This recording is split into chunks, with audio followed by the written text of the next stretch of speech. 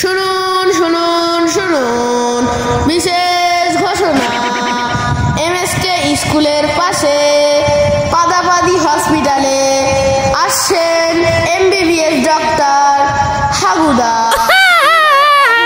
যিনি পয়সা না নিয়ে পাদের বিনিময়ে চিকিৎসা করে থাকেন। শুনুন শুনুন শুনুন, বিশেষ ঘোষণা।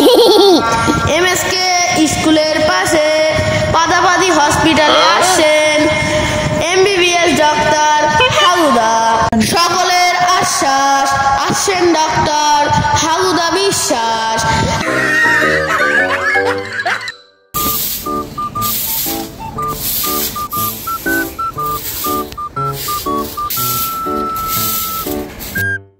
ও ইমন, কোথায় যাচ্ছ? আর বলো না, আমার ভার শরীর খারাপ, ডাক্তার পাচ্ছি না। একটা ভালো ডাক্তার আছে, কি দেখাবা? কোথায় বসে? এই আমাদের যদুরাটির বাউলা বাগান। ও, তাহলে যেতে হবে। ঠিক আছে, তুমি রেডি হয়ে আসো। ঠিক আছে, তাহলে আমি রেডি হয়ে আসি। আর ফি কত ডাক্তারের? ডাক্তারের কাছে পাদলে কোনো টাকা লাগবে। তাহলে আমি রেডি হয়ে আসি।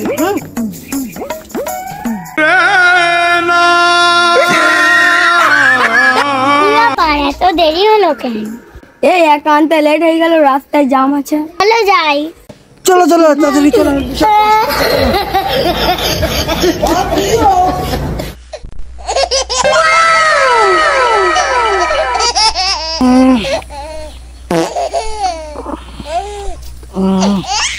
আজকাল মুদিখানার দোকানে বেচাকেনা নেই, আর ডাক্তারদেরও ইনকাম নেই।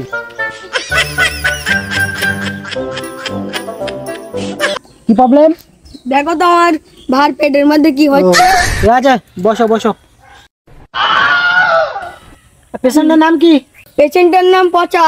ঠিক আছে, এখন ওটিতে আছে, অপারেশন করছে, একটু পরে আসছে, আপনারা ওখানে বসেন। ঠিক আছে।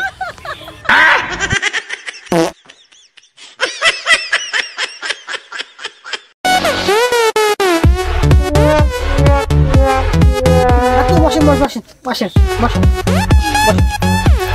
সকাল সকাল হয়নি হাগো, পেট করতে গিয়েছিলাম ভাগা। কি প্রবলেম বলো? খুব কষ্ট হচ্ছে ডাক্তারবাবু, খুব যন্ত্রণা হচ্ছে।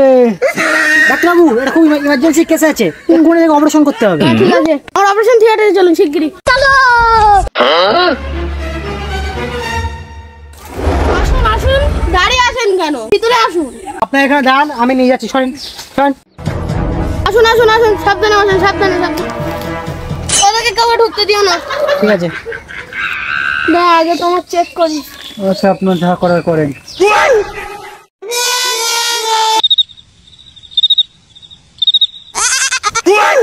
ঠিক আছে ডাক্তারবাবু। কংগ্রাচুলেশন, আপনি বাবা না না মা হতে চলেছেন। হ্যাঁ না হ্যাঁ।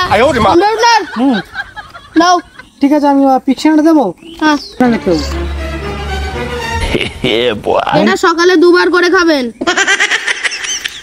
আর এই ওষুধটা আমাদের এই কম্পাউন্ডের কাছ থেকে নিয়ে নেবেন, দিয়ে দেবেন। আর এটা রাত্রে 2 বার করে খাবেন, সন্ধ্যাবেলা একবার আর শোবার সময় একবার। ঠিক আছে? অবশ্যই হ্যাঁ, খাবার আগে একবার করে পাততে হবে, কিন্তু না পাতলে হবে না, পাততেই হবে। ঠিক আছে ডাক্তারবাবু, তাই হবে। আপনার কিন্তু ডেলিভারি হতে এখনো 4 মাস বাকি আছে, সেই হিসেবে কাজ করবেন। ঠিক আছে। বেশি সিঁড়িতে টিড়িতে ওঠা যাবে না। ডাক্তারবাবু, খাওয়া দাওয়া বেশি পরিমাণে মাংস খেতে হবে, মানে প্রোটিন জাতীয় জিনিস খেতে হবে, যাতে গ্রোথটা বাড়ে, প্রোটিনটা হয় আপনার। নাম কিন্তু অসুবিধা হতে পারে, পরে গিয়ে দেখতে পারবেন।